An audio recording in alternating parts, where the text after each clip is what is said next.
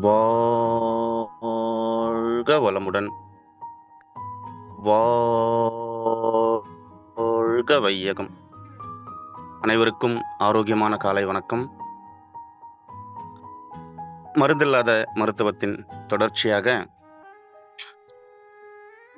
நேற்று காலை நண்பர்கள் கேட்டிருந்த ஒரு சில கேள்விகளுக்கு பதிலளித்து விட்டு இன்று அதனுடைய தொடர்ச்சியை தொடர்ந்து கொள்ளலாம். மூட்டு வலி சார்ந்து நாம் தெரிந்து கொண்ட புரிதலிலிருந்து சில சந்தேகங்கள் ஏற்பட்டது. மூட்டு வலி வந்துவிட்டால் மூட்டுகளில் சத்தம் ஏற்படுகிறது. மூட்டு வலிக்காக மருந்துகளை சாப்பிட்டு கொண்டு வருகிறோம். ஆனால் தொந்தரவு அதிகமாகவே உள்ளது, குறையவில்லை. நீங்கள் கூறுகிறீர்கள், ரசாயன மருந்து மாத்திரைகளை நிறுத்திவிடுங்கள், மூட்டு வலி சரியாகும் என்கிறீர்கள். நிறுத்தினால் மூட்டு வலி சரியாகுமா? உறுதியாக சரியாகும். ரசாயன மருந்து மாத்திரைகளை மட்டும் நிறுத்திவிட்டு நம்ம இயற்கை வழி வாழ்வியல் முறைகளையும் கடைபிடிக்கணும்.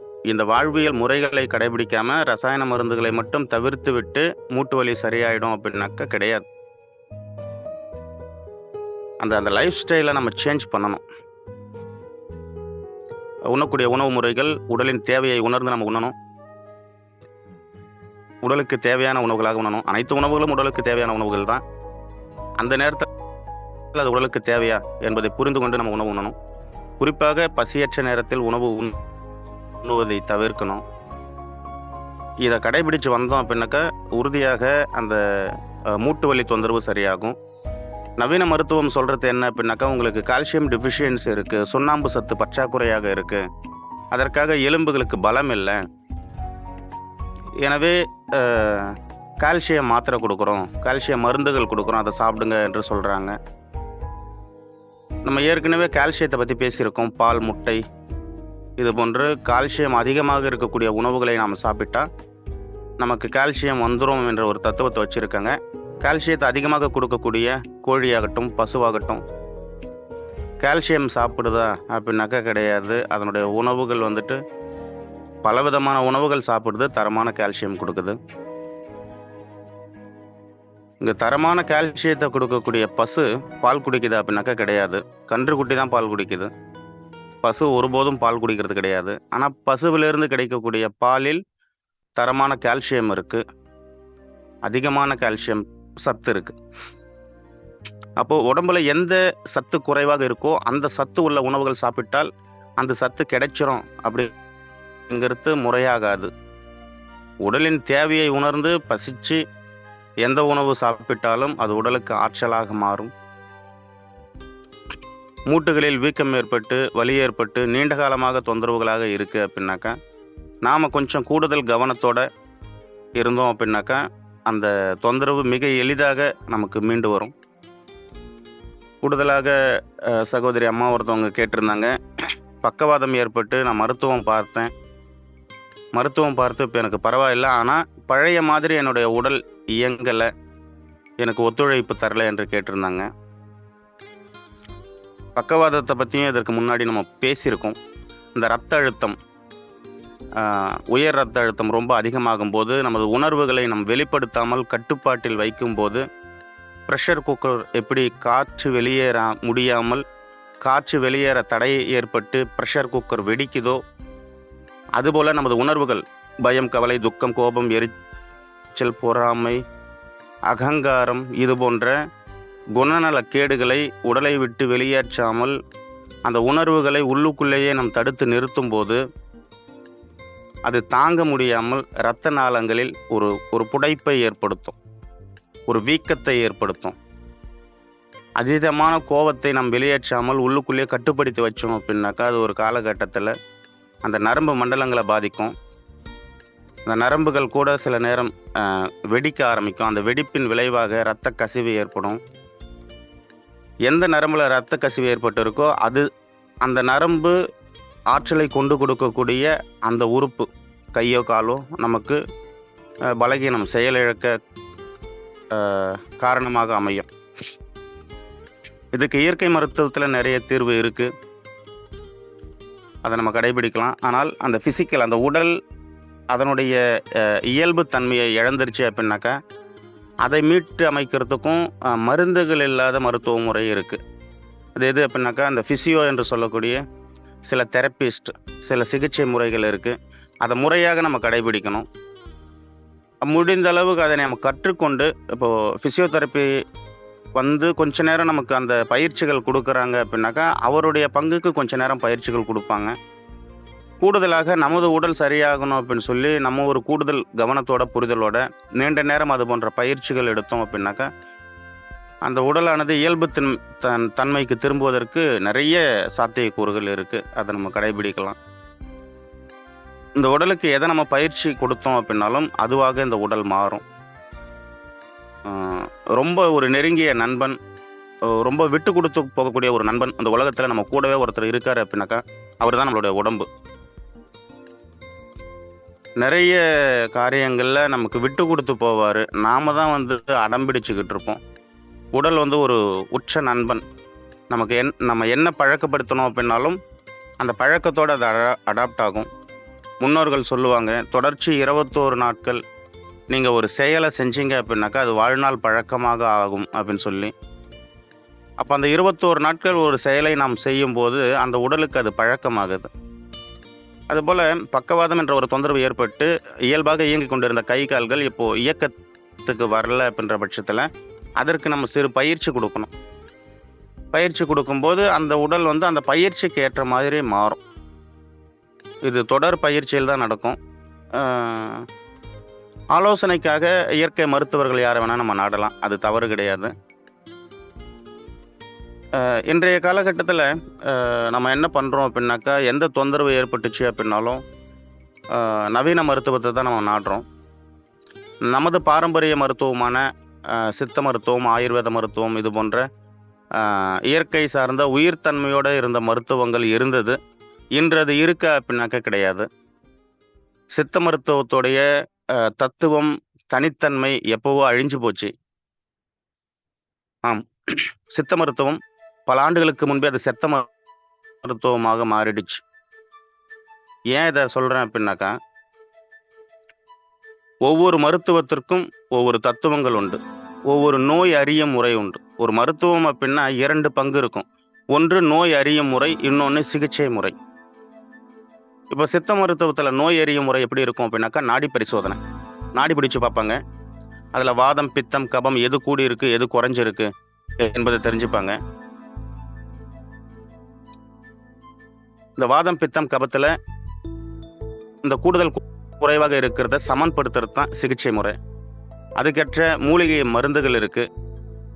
அந்த மருந்துகளை பறிச்சுட்டு வருவாங்க சித்த மருத்துவர்கள். பறிச்சுட்டு அந்த நோயாளியோடைய உடல் தொந்தரவுக்கு ஏற்ற போல அந்த மருந்தை பிரத்யேகமாக தயார் பண்ணி கொடுப்பாங்க.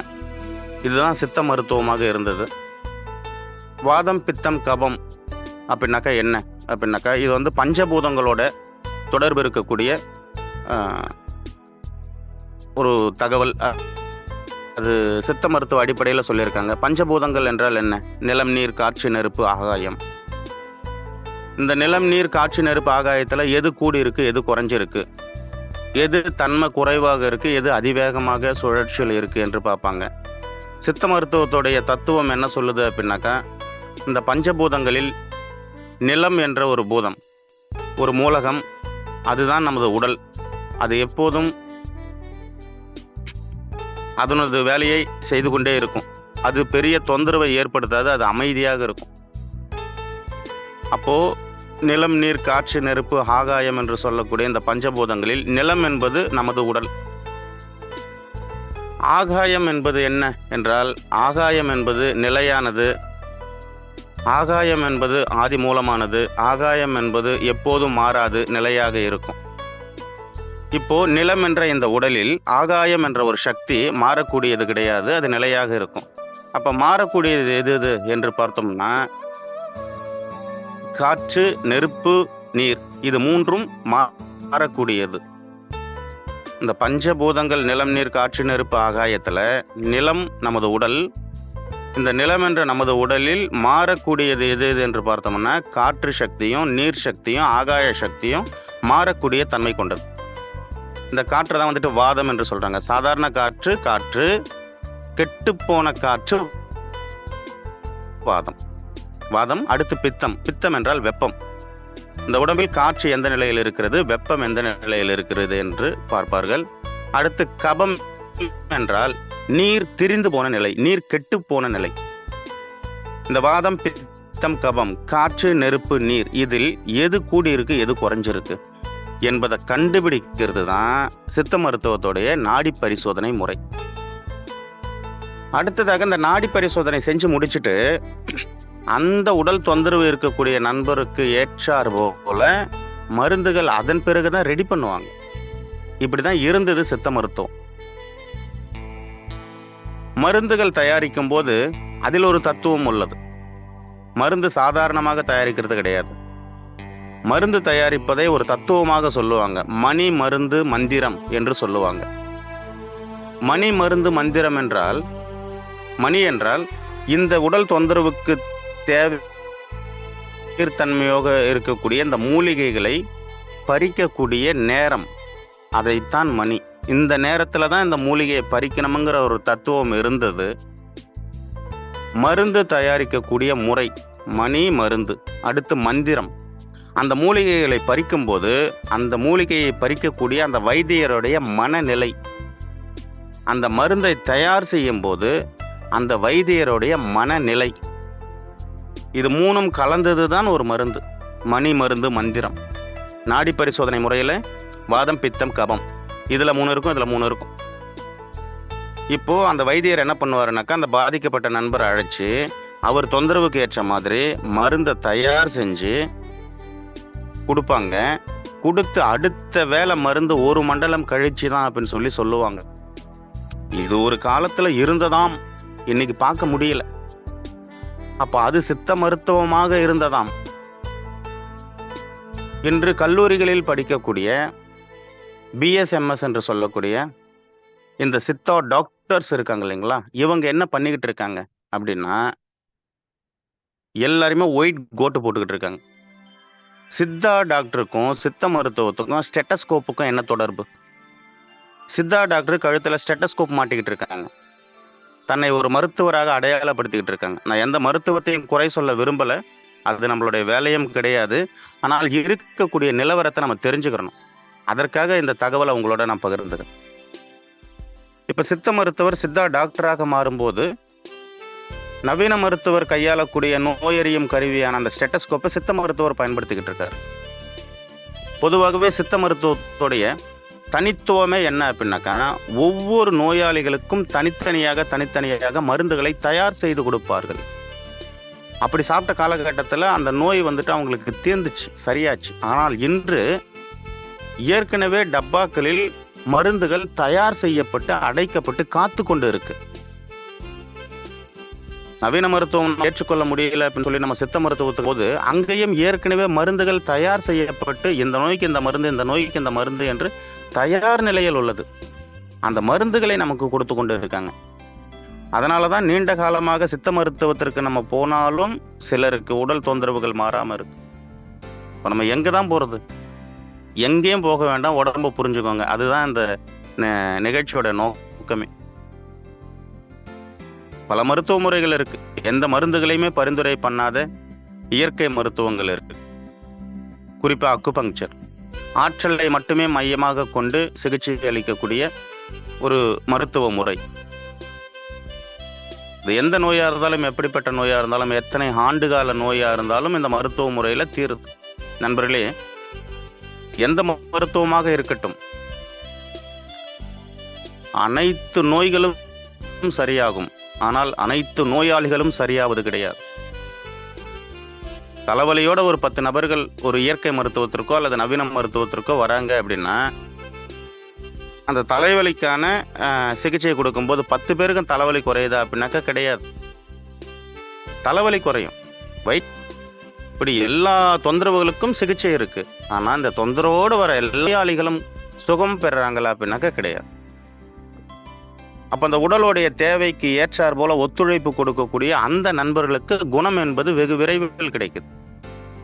இந்த மருத்துவத்தை மட்டுமே நம்ம நாடிக்கிட்டு இருக்கிறதையும் தாண்டி நம்ம உடலுடைய தேவையை என்ன அப்படிங்கிறதை நம்ம புரிஞ்சுக்கணும். அதை புரிந்து கொண்டால் மட்டும்தான் நம்மால் ஆரோக்கியமாக வாழ முடியும். இது நம்ம உடலுடைய தேவையை நம்ம புரிஞ்சு நடந்துக்கிறாம எவ்வளவு விலை உயர்ந்த மருத்துவத்துக்கு நம்ம போயிட்டு மருத்துவம் பார்த்தோம் அப்படின்னாலும் மருத்துவம் தான் பார்த்து கொண்டு இருக்கணும். இங்க சுகம் என்பது ஆரோக்கியம் என்பதை பார்க்க முடியுமாக என்றால் அது கேள்விக்குறியாக தான் அமையுது. இந்த நிலை போக்கணும். எந்த டாக்டரை நம்புறது, எந்த டாக்டரை விடுறது, யார் போலி டாக்டர், யார் ஒரிஜினல் டாக்டர் தெரியலையே, ரொம்ப கன்ஃபியூஷனா இருக்கே அப்படிங்கிற ஒரு கன்ஃபியூஷன் நமக்கு இருக்கு அப்படின்னாக்கா எதை நினைச்சும் கன்ஃபியூஸ் ஆக வேண்டாம். நம்ம உடம்பு தான் ஒரு பெரிய டாக்டர். நம்ம உடம்பு என்கிற டாக்டர் என்ன சொல்றாரு அப்படிங்கிறத நம்ம கேட்டு அவர் சொல்றதுக்கு ஏற்ற மாதிரி நடந்துக்கிட்டோம் அப்படின்னாக்கா போதும். அப்போ இந்த உடல் என்ன சொல்கிறது என்பதை நம்ம உற்று நோக்கணும் அப்படின்னாக்கா கவனம் புற தேடல்ல இல்லாம அகத்தேடல்ல இருக்கணும். வெளியில தேடிக்கிட்டு இல்லாம உள்ளுக்குள்ள நம்ம தேடணும். அமைதியாக இருந்தோம்னாக்கா இந்த உடலின் மொழி, இந்த உடலுடைய குரல் ரொம்ப சத்தமாக இருக்கும். நம்ம ரொம்ப பரபரப்பா இருக்கிறதுனால இந்த உடலின் சத்தம் நமக்கு கேட்க மாட்டேங்குது. நம்மளாம் சிறு வயதுல ஒரு அனுபவம் நமக்கு கிடைச்சிருக்கும். ஒரு 2-3 நாட்களாக ஒரு காய்ச்சல் ஏற்பட்ட அனுபவம் இருந்தது வச்சுக்கோங்களேன். நமக்கு யாருக்கிட்டையும் பேச பிடிக்காது, எதுவும் சாப்பிட பிடிக்காது, வெறுமனா போர்வையை போத்திக்கிட்டு படுத்துக்கிட்டே இருக்கணும் போல தோணும். அப்படி இருந்திருப்போம். பல பல காய்ச்சல்கள்ல அந்த அனுபவத்தை நமக்கு கிடைச்சிருக்கும். அந்த நேரத்துல நமக்குள்ள ஒரு ஒரு ஒரு உணர்வு, ஒரு சத்தம் கேட்கும். யாரோ நம்மிடம் பேசுற மாதிரியே இருக்கும். அதுதான் உடலின் மொழி. அப்போ ஒரு உடல் தொந்தரவு ஏற்பட்டு யாரோடும் தொடர்பு இல்லாமல், எல்லாருமே இருந்தாலும் யாரோடையும் பேச்சு தொடர்பு இல்லாமல், பேச பிடிக்காமல் அமைதியாக நம்ம இருக்கும்போது உடல் நம்மோடு பேசுறத நம்மளால உணர முடியும். அது மற்ற நாட்கள்லயும் நடக்கலாம். நடந்தால் நல்லா இருக்கும். ஒவ்வொரு வினாடியும் உடல் நம்மிடம் பேசிக்கொண்டே இருக்கு. இதை செய்ய, இதை செய்யாத, இது வேணும், இது வேண்டாம், இது நடக்கும், இது நடக்காது. உடலோடு கலந்து மனமும் நம்மோட பேசிக்கிட்டே இருக்கு. அந்த புரிதல் நமக்கு வந்துருச்சுனாக்கா போதும். அதுக்கு நம்ம என்ன பண்ணணும் அப்படின்னா, எது ஒன்றும் பண்ணாம சும்மா இருந்தா போதும். அந்த உடலின் சத்தம் நமக்கு கேட்க ஆரம்பிக்கும். எனவே நண்பர்களே, அது என்ன விதமான உடல் தொந்தரவாக இருந்தாலும் பரவாயில்ல, அதுக்கு பேர் தான் வச்சிருக்காங்க. நேற்று காலையில சிஎஸ்ஆர் சொன்ன மாதிரி உடல் கழிவுகளுடைய தேக்கம் தான் நோய், அந்த உடல் கழிவுகளுடைய நீக்கம் தான் ஆரோக்கியம். இந்த நீண்ட நாட்களாக உடலில் தேங்கி இருக்கக்கூடிய கழிவுகள் உடலை விட்டு வெளியேறும் போது சின்ன சின்ன தொந்தரவுகள் நமக்கு தெரியும். இந்த தொந்தரவைத்தான் நாம் நோயாக நினைத்து அதற்கு பலவிதமான மருந்துகளை நம்ம பயன்படுத்தும் போது அந்த தொந்தரவுகள் உடலை விட்டு வெளியேறாமல் உடலுக்குள்ளேயே தங்குது. அது நீண்டகால நோயாக மாறும். எனவே உடலின் அடிப்படை தேவைகளான பசி, தாகம், ஓய்வு, உறக்கம், இதுல உடல் என்ன சொல்லுது, எந்த நேரத்துல கேட்குது, எந்த அளவு கேட்குது என்பதை புரிந்து கொண்டு நம்ம ஒவ்வொருவரும் உடலின் தேவைகளுக்கு மதிப்பு கொடுத்தோம் அப்படின்னாக்கா நமக்குள்ள இருக்கக்கூடிய ஆரோக்கியம் அது மலர தொடங்கும். ஏற்கனவே நமக்குள்ள ஆரோக்கியம் இருக்கு. அந்த ஆரோக்கியத்துக்கு மேல நிறைய அழுக்கு தங்கிருச்சு. அதனால அந்த ஆரோக்கியம் வெளிப்படாம இருக்கு. இப்ப அந்த அழுக்கெல்லாம் களைஞ்சு எடுத்து அது வெளியே போயிருச்சுன்னா ஏற்கனவே இருக்கிற ஆரோக்கியம் வெளிப்பட ஆரம்பிக்கும். ஆரோக்கியத்தை பணம் கொடுத்து வாங்க முடியாது. ஆரோக்கியத்தை மருத்துவமனையில போய் வாங்கிட்டு வர முடியாது. அது நம்மிடமே இருக்கு. இந்த புரிதலோட நம்ம பயணிச்சோம் அப்படின்னாக்கா உடம்புல எந்த சிக்கல் கிடையாது.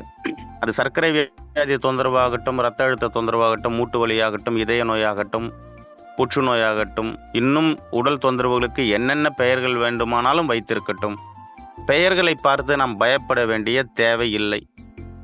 அந்த சமயத்தில் உடல் என்ன சொல்லுகிறது என்பதை கேட்டு அந்த உணர்வுகளுக்கு நாம் மதிப்பு கொடுத்தால் நிச்சயமாக நமக்கான ஆரோக்கியம் மேம்பட ஆரம்பிக்கும். ரசாயன மருந்துகள் பயன்படுத்துவது ஒருபோதும் உடலை சரி செய்யாது. ரசாயன மருந்துகளை தூக்கி குப்பையில் வீசுவதே உடல் ஆரோக்கியம் அடைவதற்கு ஒரு அடிப்படை தளமாக இருக்கும். ஆனால் நீண்ட நாட்களாக நம்ம ரசாயன மருந்துகளோடவே வாழ்ந்து வந்திருக்கோம். இப்போ இன்னையிலிருந்து ரசாயன மருந்துகள் சாப்பிட்றத நம்ம நிறுத்திட்டோம் அப்படின்னா இது நாள் வரை நம்ம சாப்பிட்டு கொண்டிருந்த ரசாயன மருந்துகள் இந்த உடலை விட்டு வெளியேற ஆரம்பிக்கும். அது வெளியேறும் போது சின்ன சின்ன தொந்தரவுகள் நமக்கு ஏற்படும். அந்த அசௌகரியங்கள், அந்த தொந்தரவுகள் நமக்கு வலி வேதனையோட கூட சில நேரம் வெளிப்படலாம். அப்ப அந்த நேரத்துல ஒரு ஒரு மருத்துவர் அந்த நேரத்துக்கு, வாழ்நாள் முழுக்கல அந்த நேரத்துக்கு ஒரு உடல் புரிதலோட இருக்கக்கூடிய ஒரு இயற்கை சார்ந்த மருத்துவருடைய உதவி நமக்கு இருந்துச்சு அப்படின்னாக்கா ரொம்ப நல்லது. அந்த இயற்கை சார்ந்த மருத்துவர் கூட சுகரை கண்ட்ரோல் பண்ணிடலான்னு சொன்னாக்கா நம்ம ஆளை மாத்தணும். அவருக்கு சுகரை பத்தி தெரியலன்னு அர்த்தம்.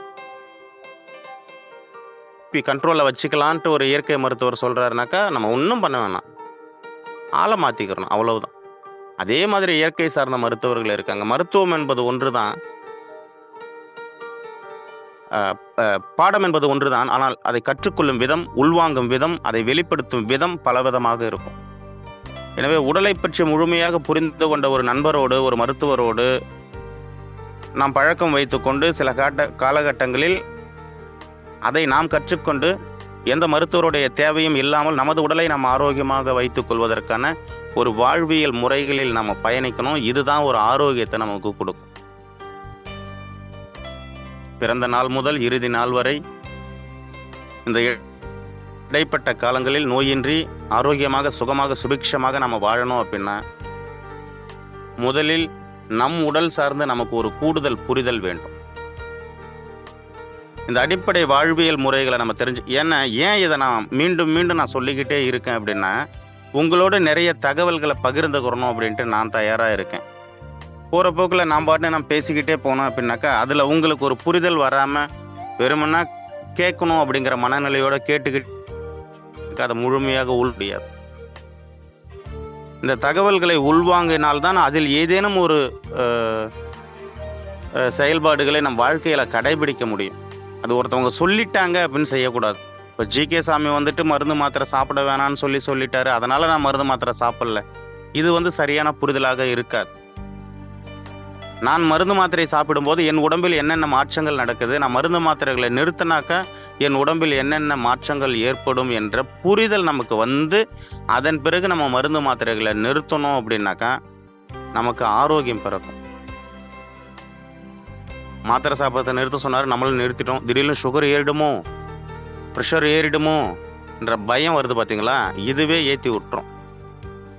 அப்போ நம்ம ஒவ்வொருவருக்கும் ஒவ்வொரு புரிதல் வரணும். அதை நம்ம உள்வாங்கணும், தகவலை உள்வாங்கணும் அப்படின்னாக்கா அதை நாம அனலைஸ் பண்ணோம் அப்படின்னாக்கா நிச்சயமாக நமக்கு ஒரு புரிதல் வரும். அந்த புரிதலோடு வாழ்க்கை பயணத்தை நம்ம தொடரலாம். இப்போ ஜூன் 2ஆம் தேதியிலிருந்து இன்று வரை உங்களோடு தொடர்ச்சியாக உரையாடி கொண்டிருக்கேன். இதில் நான் சொன்ன தகவல்கள் நீங்கள் நினச்சிக்கிட்டு இருக்கிற அந்த தகவலோட நிறைய மாறுபாடுகள் ஏற்பட்டு இருக்கலாம். இல்லையே, இதுதானே, இப்படிதான் நம்ம நினைச்சுட்றோம், இவர் புதுசாக இப்படி சொல்றாரு என்ற ஒரு முரண்பாடுகள் நமக்கு ஏற்பட்டு இருக்கலாம். அந்த முரண்பாடுகளை சரி செய்யணும் அப்படின்னாக்கா நமக்குள்ள ஒரு புரிதல் வரணும். அப்போ ஒருத்தர் சொல்றாங்க அப்படின்னாக்கா அந்த வாய் வழியாக வரக்கூடிய வார்த்தையை மட்டுமே கேட்டுக்கிட்டு நம்ம மாறிட்டோம் அப்படின்னாக்கா எடுப்பார் கைப்பிள்ளை போல ஆயிடுவோம். நம்ம ஒருபோதும் அப்படி இருக்கக்கூடாது.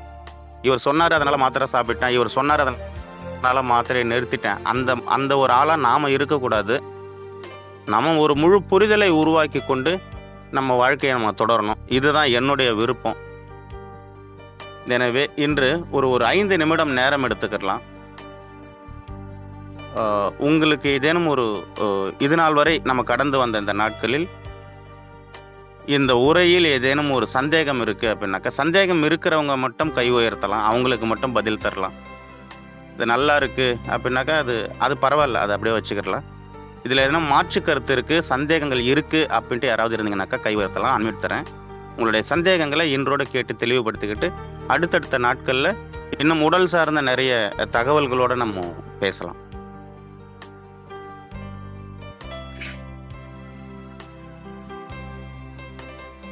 நன்றி. கருப்பையா சார், உங்களுக்கு அன்மியூட் தரங்க.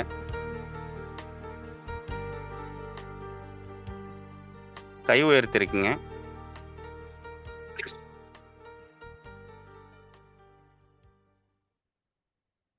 சார் வணக்கம். வணக்கம். என் பேர் கருப்பையா, சென்னை. இந்த கை காலில் ஏன் சார் மரத்து போகுது, காலில் எரிச்சல் வருது, ஏன் சார் காலில் எரிச்சல்? இது ப்ரெஷரை பத்தி பேசும்போது நீங்க கேட்டிருந்தீங்கன்னாக்கா புரிஞ்சிருக்கும். ரத்தத்தோட கலந்து நீரோட்டம் ஒன்று இருக்கும். அது வந்து நிணநீர் ஓட்டம். இந்த ம், ம், நிணநீர் ஓட்டம் நிணநீர் வந்துட்டு இயங்கணும் அப்படின்னாக்கா அது உடல் உழைப்புல தான் இருக்கும். இந்த கை கால்கள் மறுத்து ம், போறது வேலை செய்யும் போது மறுக்காது. ஒரே இடத்துல ஒரே பொசிஷன்ல கொஞ்ச நேரம் உட்கார்ந்து இருக்கும்போது அது மறுத்து போகும்.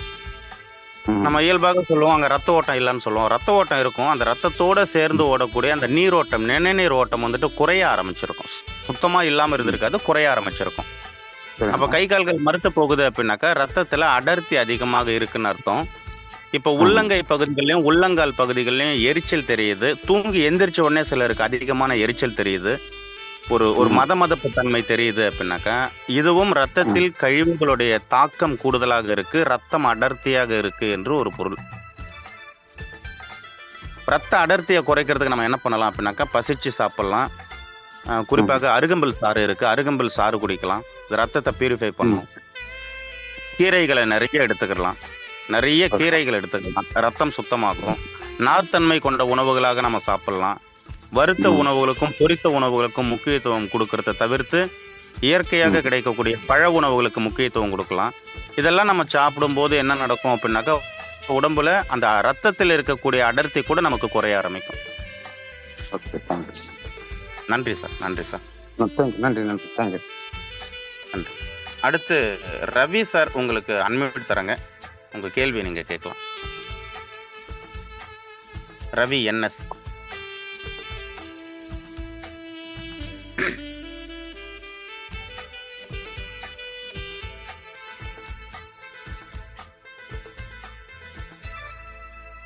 சார் உங்களுக்கு கோ-ஹோஸ்டே குடுத்திருக்கு. நீங்க மைக்க தொட்டு பேசலாம்.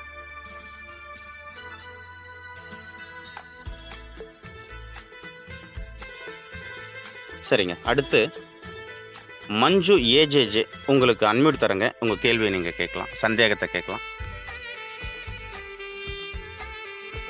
ஹலோ சார், காலை வணக்கம் சார். வணக்கங்கம்மா. சார், சொல்லுங்கம்மா. தூக்கத்துல வந்து எனக்கு அந்த கால் நரம்புலாம் இழுக்குது சார். நல்லா தூங்கிட்டு இருக்கும்போது இல்ல. கால் நரம்பு. நான் உங்கள்ட்ட ஒரு தகவல் சொன்னேன். உங்களுக்கு இருக்கிற தொந்தரவு கேளுங்கன்னு சொல்லல. ஜூன் 2ஆம் தேதியிலிருந்து இன்று வரை நான் கூறிய அந்த தகவலில் உங்களுக்கு ஏதேனும் சந்தேகம் இருந்தா சொல்லுங்கன்னு சொன்னேன். இன்னும் நெறைய பேசப் போறேன். 5 ஆண்டு காலம் உங்களோடு தொடர்ச்சியாக நான் பேசிக்கிட்டு இருக்க போறேன். அப்போ உங்க கேள்விக்கெல்லாம் கிளியரன்ஸ் கிடைச்சிரும். இந்த கிட்டத்தட்ட ஒரு 25 நாட்களாக நான் பேசிக்கிட்டு இருந்ததுல உங்களுக்கு என்ன சந்தேகம் இருந்தால் கேளுங்கன்னு தான் நான் சொன்னேன். இதுக்கு சுகருக்கு தான் சார். சுகருக்கு சொல்லுங்க சார். அதாவது சுகருக்கு என்னம்மா சொல்லணும்? சுகர் கண்ட்ரோல் பண்றதுக்கு என்ன சார் நம்ம மாத்திரை எடுக்கக்கூடாது சொல்லிருக்கீங்களா? ம். அதுக்கு பதில் நம்ம என்ன டயட் அதை யூஸ் பண்ணலாம்னு சொல்லுங்க சார். இந்த சர்க்கரை வியாதி தொந்தரவுக்காக பேசின காலகட்டங்கள்ல நீங்க வந்து கேட்டீங்களா? கேட்டேன் சார், கேட்டேன் சார். அப்போ அதிலே டெய்லி உங்களுக்கு சொல்லியிருப்பேனே. காலையில அட்டன் பண்ணுவேன் சார். எனக்கே சுகரை கண்ட்ரோல் பண்ண தெரியாதுங்கம்மா. சுகரை கண்ட்ரோல் பண்றதுங்கிறது ஒரு முறையானது கிடையாது. அதற்கு வாழ்வியல் முறைகள் இருக்கு. பசிச்சு சாப்பிடணும், பிடிச்சதை சாப்பிடணும். இந்த தகவல்கள்லாம் நிறைய சொல்லியிருக்கேனே. மீண்டும் சுகரை கண்ட்ரோல் பண்ணணுன்ற மைண்ட் செட்டை வந்து நம்ம முதல்ல மாற்றணும். என் உடம்பு நல்லா இருக்கணும். சுகருக்கு ட்ரீட்மெண்ட் பார்க்கணுமா, நம்ம உடம்புக்கு ட்ரீட்மெண்ட் பார்க்கணுமானா நம்ம உடம்புக்கு தான் ட்ரீட்மெண்ட். அப்போ நம்ம உடம்பால் உணரக்கூடிய தொந்தரவுகள் என்னென்ன, அதுக்கு நீங்க கேள்வி கேட்டீங்க அப்படின்னாக்கா அதுக்கு பதில் சொல்லலாம். எனக்கு சுகர் கண்ட்ரோல் ஆகணும் அப்படின்னாக்கா அதற்கான பதில் எனக்கு தெரியாது. சரி, ஓகே சார். நன்றிங்கம்மா. நன்றி, நன்றி, நன்றி. ஆ, பிரகதி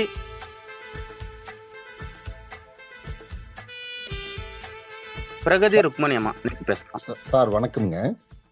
வணக்கம். சார், இப்போ இன்றைய கருத்துல வந்து இந்த ரத்தத்தோட நிணநீர் வந்து கலந்து பயணிக்குதுன்னு சொல்றீங்க இல்லைங்களா சார்? சொன்னீங்கல்ல. ஆமாங்க. அதுல வந்து ம். இப்போ இப்போ சரவாங்கி மாதிரி இருக்கிறவங்களுக்கு எல்லாமே இந்த ம். மொழியா கொஞ்சம் வந்து மொழியில கொஞ்சம் நீர் கட்டிகள் மாதிரி இப்படி வீங்கிக்குது இல்லைங்களா? அதுவா தான் இருக்கு நம்ம அதிகமான நீரா அல்லது அதுலயும் ஒரு சில சொல்றாங்க ரத்தம் கெட்டிப்பட்டுருச்சு, அதனால ரத்தத்தை இது பண்ற சில எளிதாக்குறதுக்காக சில மருத்துவர்கள் மருந்துகள் கொடுக்குறாங்க. இப்போ நம்ம மருந்து ம். எடுக்க போறதில்லை. நீங்க வந்து நம்மளுடைய இதுகளை கேட்டதுக்கு அப்புறம் மருந்துகளை குறைக்கிறதுக்கான ஏற்பாடுகள் பண்ணிட்டு இப்போ நம்ம உணவுகள் எடுத்துக்கலாம்னு ஐடியா இருக்கு. பட் அதுக்கு ஒரு தெளிவு வேணுங்கிறதுக்காக தான் உங்ககிட்ட இந்த கேள்வி கேட்டேங்க. சரிங்க, சரிங்க. அந்த கட்டி மாதிரி இருக்கு இல்லைங்களா? இது வந்து 2 ஆமாங்க விதமான சார். கட்டிகள் மாதிரி தெரியும். ஒண்ணு திடக்கட்டி, இன்னொன்னு கொலகொலப்பாக இருக்கக்கூடிய நீர்க்கட்டி. இப்போ இது நீர்க்கட்டி தான் சார், கொலகலப்பா ஆ, இருக்குங்க. அந்த அதுதான் மாதிரி தான் இருக்கு. அதுதான் ம். நீர்க்கட்டி அப்படியே விட்டோம்னா அது ஒரு காலகட்டத்தில் திடக்கட்டியாக மாறும். இந்த உடம்பு என்ன பண்ணும் அப்படின்னாக்கா, இந்த திரிந்து சரிங்க. போன கெட்டு போன கழிவுகளை உடலுக்கு சரி. தேவையில்லைன்னு ஒதுக்குப்புறமா ஒதுக்கி வைக்கும். தோல்ல ஒரு சரி. பக்கமா சரி. ஒதுக்கி வைக்கும். இது தோலுக்கு மேல சரிங்க. ஒதுக்கி வைக்கிறது நமக்கு கட்டி மாதிரி தெரியுது. ஆனா நம்ம உடம்புக்குள்ள ஏகப்பட்ட கட்டிகளை இந்த மாதிரி ஒதுக்கி வச்சுக்கிட்டே இருக்கும். கட்டி கட்டியா கட்டி கட்டியா சரி. கட்டி கட்டியா ஒதுக்கி வச்சுக்கிட்டே இருக்கும். சரிங்க. அது ஒரு காலகட்டத்துல இந்த உடம்புல அதிகமான வெப்பம் சேர்ந்துகிட்டே இருந்ததுன்னா, சரி. அந்த நீர்த்தன்மையாக இருக்கிறது வெப்பத்தோட கலந்து சரிங்க. அது கட்டியாக மாறும். அப்போ அது திடக்கட்டியாக, திடக்கழிவாக மாறும். அது ரொம்ப சரி. ஸ்ட்ராங்கா இருக்கும் அந்த கட்டி. இந்த லைஃப் ஸ்டைல சரி. நம்ம ஃபாலோ பண்ணும்போதே அந்த இருக்கக்கூடிய அந்த கட்டி கட்டியா இருக்கிறது எல்லாமே கரையறதுக்கான வாய்ப்புகள் இருக்குங்க. முதல்ல நம்ம அதுக்கு அத எந்த மாதிரி உணவுகள் எடுத்துக்கலாம்னு சொன்னீங்கன்னா நன்மையா எது இருக்கும் வேணா சார். சாப்பிடலாங்க ஐயா. நீங்க என்ன சாப்பிடணும்னு இன்னொருத்தர் முடிவு பண்ணவே கூடாது. சரிங்க. அது நீங்க முடிவு பண்ணி நீங்க விரும்பிய உணவு எது வேணா சாப்பிடலாம். அதுக்கு முன்னாடி சரிங்க. உங்க உடல் அந்த உணவ கேக்குதா, பசிக்குதான்னு பார்த்து சாப்பிட்டீங்கன்னாக்கா போதும். அப்படிங்களா? சரிங்க சார். இதுக்கு இது கரைஞ்சு வர்றதுக்கான வாய்ப்புகள் ஏதாவது உணவுகள் ஏதாவது மருந்துகள் ஏதாவது இருக்குங்களா? அந்த இல்ல உடல் தான் இத கரைக்கும். உடம்புல உயிர்ன்னு ஒண்ணு இருக்கு. சரி. அந்த உயிர் வந்து இத சரி பண்ற வேலைய பார்க்கும். சரிங்க. இப்போ நம்ம தொடர்ச்சியா சாப்பிட்டுக்கிட்டே இருக்கோம் பார்த்தீங்களா? ஆமாங்க. இப்ப இந்த உடம்புல இருக்கிற உயிர் சக்தி என்ன பண்ணுதுன்னா, அந்த சாப்பிட்ட சாப்பாட்ட சரி பண்ற வேலைய பார்க்குது. சரி. இத வெளியேத்துறதுக்கு முயற்சி பண்ணுது. சரிங்க. இப்ப நான் சாப்பிடாம இருந்தேன்னா, அந்த நேரத்துல சரி. இந்த சாப்பாட்ட செரிக்கிறதுக்கு பயன்படுத்தக்கூடிய சக்திய சரிங்க. இந்த உடம்புல தேக்கி வச்சிருக்கக்கூடிய அந்த கட்டிய கரைக்கிறதுக்கு பயன்படுத்தும். சரிங்க. அந்த சரி. எனர்ஜிய. சரிங்க. இந்த மாரி காலகட்டங்கள்ல விரதம் இருந்துகிட்டு, சரிங்க. குறைவான அளவு உணவு சாப்பிட்டுக்கிட்டு இருந்தா ரொம்ப சீக்கிரமாக இது கரைய வாய்ப்பு இருக்கு. அப்படிங்களா? சரிங்க சார். சரிங்க. நன்றிங்க, நன்றிங்க.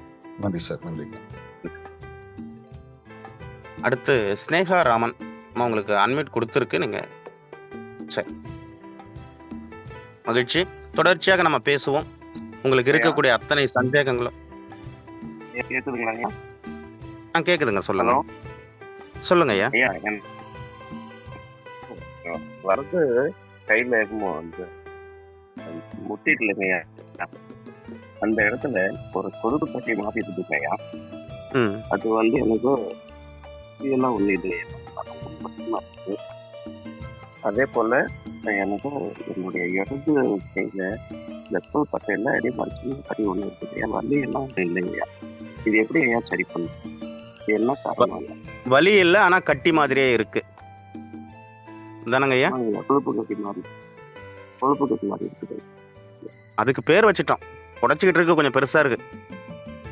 கொழுப்பு கட்டி மாதிரி இருக்கு. இல்லைங்களா? தொடர்ச்சியாக இந்த காலையில மருந்தில்லாத மருத்துவ செக்ஷனை பார்த்துக்கிட்டு வாங்க. இப்போ உங்களுக்கு முன்னாடி பேசின ஐயாக்கு தான் சொன்ன இந்த கட்டிக்கு பத்தி. அதே கேள்வி தான் உங்களுக்கும் வந்திருக்கு. இதே கேள்வி நிறைய பேருக்கும் இருக்கும். தொடர்ச்சியாக பார்த்துக்கிட்டே வாங்க. கட்டிகளை பத்தி ஒரு நாள் பேசுவேன். இந்த கட்டிகளுக்கு என்ன உச்சகட்ட பேர் வச்சிருக்காங்க, அதை வச்சு என்ன உயிர் பயத்தை ஏற்படுத்தியிருக்காங்க, அதை வச்சு எவ்வளவு பணம் பறிச்சுக்கிட்டு இருக்காங்க அப்படிங்கிறதையும் ஒரு நாள் நம்ம பேசுவோம். அப்போ உங்களுக்கான ஒரு புரிதல் கிடைக்குங்க ஐயா. நன்றி, நன்றி.